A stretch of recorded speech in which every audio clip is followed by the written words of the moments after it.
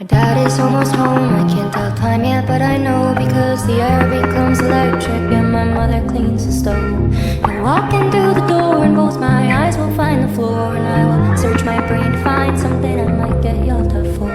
He'll come in with a frown and tell me sit your ass right down, or he might get his kicks from joking that he's just playing around. And in a few years I will leave, but I'll perpetually believe that any man who says he loves me is hiding something up his sleeve.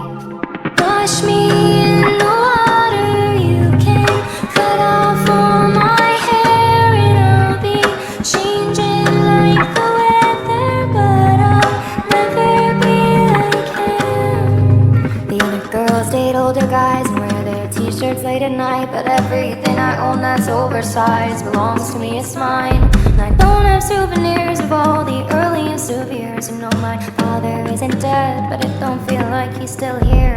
It's strange now that he's gray and getting older by the day, and my eyes tell me that he's harmless despite what my heart has to say. So maybe just forget, maybe move on, don't regret, or maybe this is just another trick that